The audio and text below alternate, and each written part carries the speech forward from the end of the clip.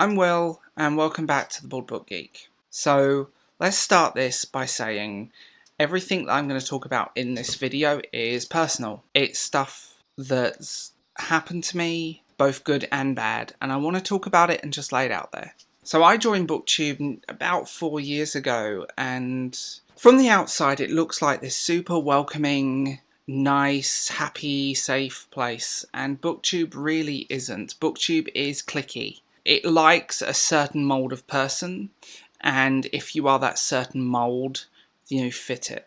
But although that certain mould is not necessarily your key to success on this platform, there are plenty of people that fit that mould that aren't successful.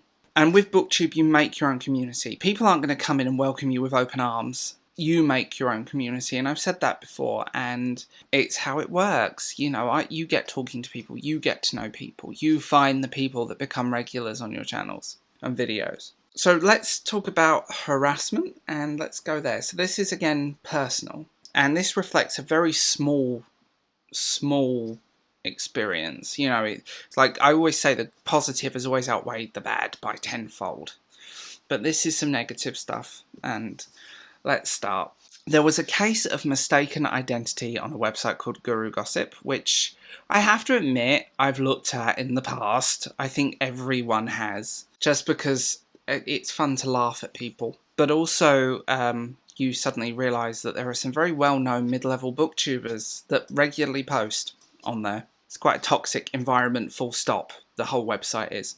What I found hilarious about it was that this person, who now makes video content under a completely different name, said some nice things about me, and they presume this person was me. This has never stopped. This bullshit has kept going and going and going. It's like, why would I be stupid enough to promote my own stuff on that website? On a site where people just want to rip you apart. They want to just take the precious little lamb and throw it to the wolves. And that's that website. It's a toxic hellhole, and I think if you're a booktuber or a content creator and you are interacting with people on there, that says a lot more about you than it does me. Then there was Booktube Truth and the whole demonetization thing, and you had this person coming at me and many other people moaning that we were doing this and exposing this shady side of Booktube, and I'm like, huh?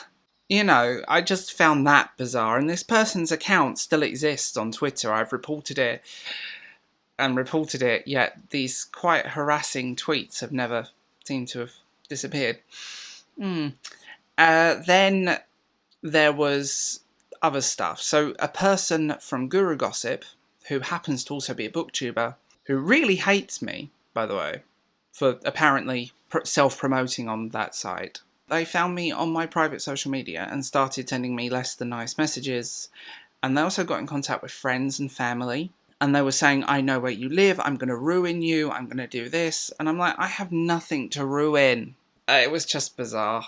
And that's when the police got involved. And their channel is still up, but they have definitely backed off. And then other stuff happened, and cancel culture came out, and people were trying to cancel me, and I got accused of something. I got accused of plagiarism for reading a pub sheet, for quoting a pub sheet that I also quoted on both my Goodreads and my Waterstone bookseller account. I got accused of plagiarism for that. Okay, I did snap, and I shouldn't have lost my temper, and I shouldn't have just said what I said on Twitter. I was an idiot. But there does come a point where you go, you people are stupid. Harassing people because of this or doing that. It doesn't matter legally if you start harassing someone. Whether you are right or wrong in that situation, you are at fault. It goes back to you.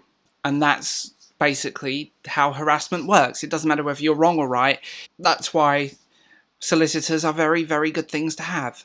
And there were times when I wanted to quit Booktube. There were times when I said, I'm done. And you know what? What doesn't kill you makes you stronger. I come out of this with a much thicker skin and a much more focused determination.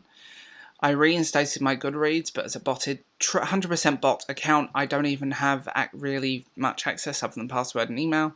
And, People are morons, and that's the tragedy behind the whole thing.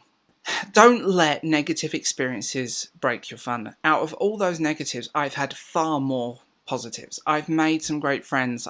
I've met people through Booktube and made connections that I've never would have made otherwise. It's also improved my own skills, my video editing skills, my presentation skills, talking to a room, talking to an audience. It's hard, and this has helped me so much. I'm naturally quite reserved and very soft-spoken, and this forces me out of it, and whenever I've had to give talks in front of a room, I just come out of my skin and think I'm talking to one of you. Booktube is a weird and wonderful place. Don't let people ruin it for you. Don't let other people take away your joy. So I'm going to leave you here, and normal bookish videos will resume very soon. Bye guys.